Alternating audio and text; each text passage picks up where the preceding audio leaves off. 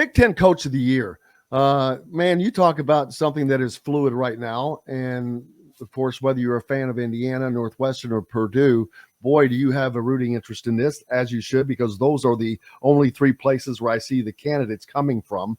I sent out a tweet on Super Bowl Sunday after Northwestern's upset of Purdue that the safest bet of the day was to bet on Chris Collins as Coach of the Year, tongue-in-cheek bet, prop bets. But a lot of people didn't get that. They take them all literally. they take everything literally. I better know Whitson. You know what? If Mike Whitson does certain things, I think it will be Mike Whitson. The thing that's hurting him a little bit is Indiana was picked to win the Big Ten championship, I think. Then you've got Matt Painter, who was not picked to win the Big Ten championship. So what do you do with him? He's got the Player of the Year. If they end up winning, and they should, although, man, there's no coulda, woulda, shouldas, but I don't think there's a team in the Big Ten that had closer calls than Purdue did against the worst teams in the conference. Nebraska, Ohio State, Michigan State's not the worst team, but those three, they were lucky to escape those three games, any of those three games, with a win.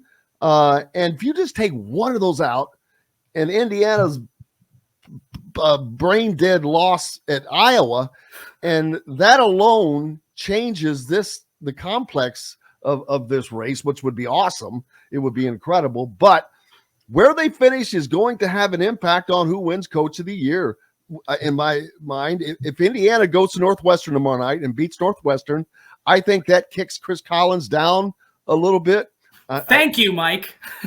And hold on but the end of the season. They have to do something after that, depending on, I think, who wins the conference. If Purdue wins the conference, Mike, how are they not going to give it to Matt Painter since they weren't picked to win? And I know what Northwestern has done is far and away more harder and a greater accomplishment. Well, there's what will happen and there's what should happen. Those aren't always the same things. But Northwestern, let's not forget, okay? They were picked to finish 13th in a conference that has 14 teams. They are currently in second place. They've beaten the top team in the conference and the team that was ranked number one and the team that was on everybody's top seed line. They lost after last season, a highly unsuccessful season that had every person who does write hot seat columns putting Chris's name near the very top of those columns. And then from that, they lost Pete Nance, one of their top scorers, and Ryan Young, another of their top scorers, both basically 3-year regulars for the Wildcats. They lost one to Duke and one to North Carolina, where both players are playing significant minutes and are basically starters. And they lost all that. And from from what seemed like an absolutely over situation in some ways, they're the second place team in the league. I don't even, for me, it's not even hard. As long as Northwestern continues to perform reasonably well down the stretch, and their schedule's really hard. But if they more or less split what they have left, I have a vote for AP, for the AP Big Ten Coach of the Year. There's no doubt about who I'm going to vote for if they continue. If Northwestern goes out and loses 5 in a row, okay, that changes things. But if they go 2-3 or 3-2, I don't know exactly how many games they have left. I think they have 6 games, but I guess the easy thing is to check the standings, which I have right in front of me. So they played 14 games, so they have 6 games left. So if they go 3-3, then I will vote for Chris Collins for Coach of the Year because I think he's done an amazing job. I think Matt Painter is a phenomenal coach. I think that Mike Woodson has overcome some significant challenges through injury to be relevant, for that team to be a contending team right there with a chance at least to have to either have a say about who wins the title or to get a share of it. And I think that Mike's done a phenomenal job in that way. But there was a general manager for the Pirates in the late 80s. who came in when the Pirates had gone through 4 or 5 just disastrous seasons. And the quote he gave to one of our reporters at the Pittsburgh Press was, "It ain't easy raising the dead." And that would be, that would be how I would encapsulate what Chris has done this year. It looked like they had no chance when the season began. And then they went out and lost by 30 to Pitt, and it looked like that nothing was going to happen this year. And from all of that, they're in second place in the conference now. I can't say enough about the job Chris has done. And as it sits Tuesday, he will at worst be 2-1 finishing the season against those 2 other coaches in the race. He could be 3-0. So there you go. There's another race in the league as well, Player of the Year and National Player of the Year. And the National and Big Ten Player of the Year I think are coming down to the same 2 players. Obviously, Zach Edey and Trace Jackson Davis. Many people, too many people, I think, crowned him way too early. And I'm talking about Zach Edey as Player of the Year while he has still continued to play at a high level. Trace Jackson Davis is playing at a level that's kind of mind-boggling. He just became the first first player in Big Ten history to win Player of the Week honors for a month. 4 straight weeks. It's been Trace Jackson Davis. And the Big Ten has been the Trace Jackson Davis show. Now, Zach Edey was part of that along the way, but Trace Jackson Davis is playing consistently at a higher level.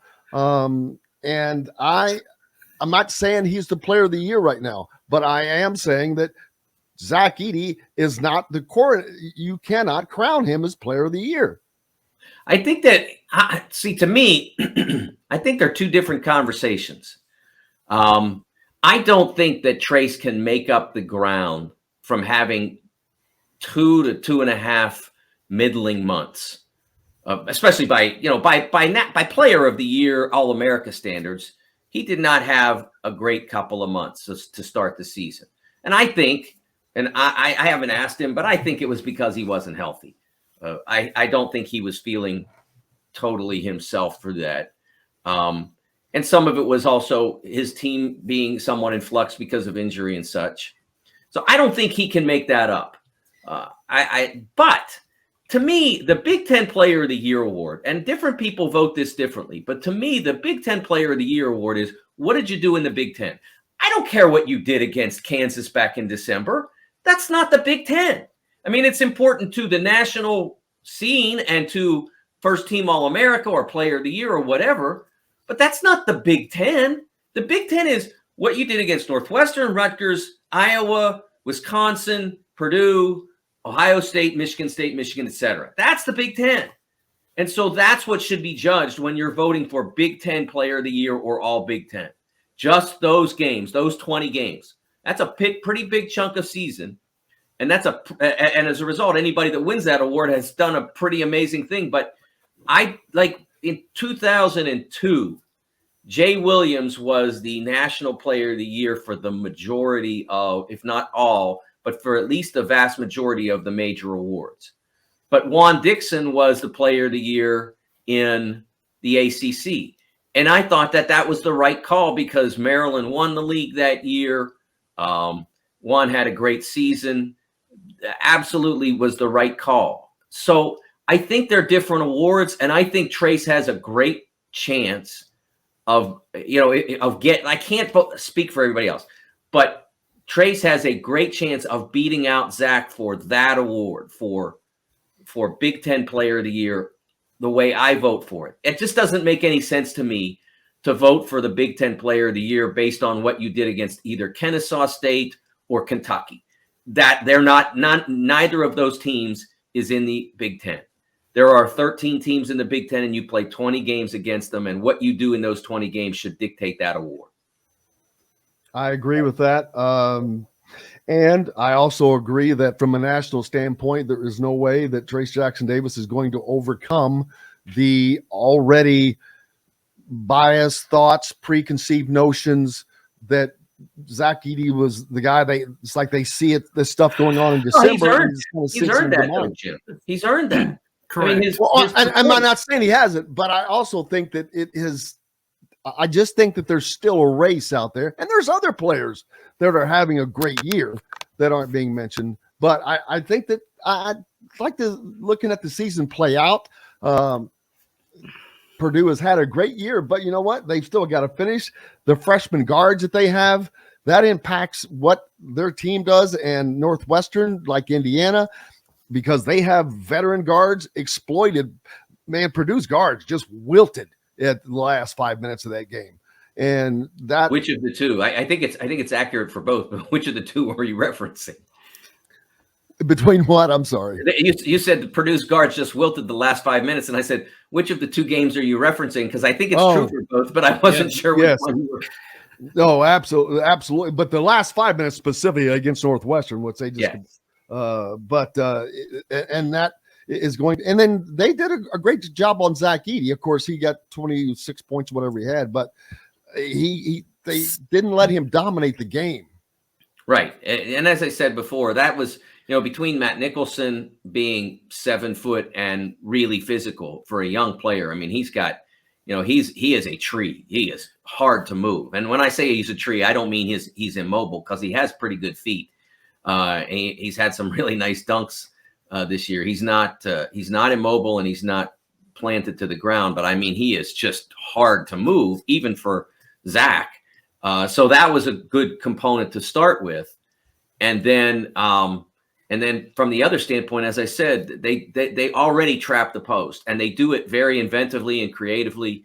Chris Lowry has done a great job of defensive coordinating some of what Northwestern does. He deserves a lot of credit for helping to make that team more effective on D.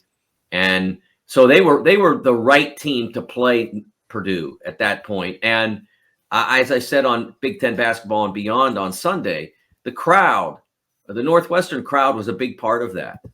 At the end of the game, they were really hard to play against. And I don't know that they were hard for 40 minutes, but once they saw that there was a spark, that it wasn't just, okay, we're going to keep going back and forth and lose by 8.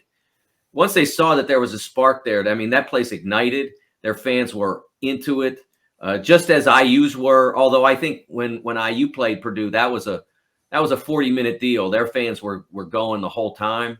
I thought these guys died down a little bit during the game, but at the end they came through, and they really made it hard for Fletcher Lawyer and Braden Smith to be successful in those final few minutes. I'm going to make this comment before we sign out, because I will forget if I don't say it now. So you talked about how Iowa and Northwestern defended Zach Edey very well. I don't think the national player of the race should be determined yet, or it's over. They played defense really well against him. He scored 38 points and grabbed 22 rebounds. So in games where they shut him down, he averaged 19 and 11. That's why he's still atop the national player of the year talk.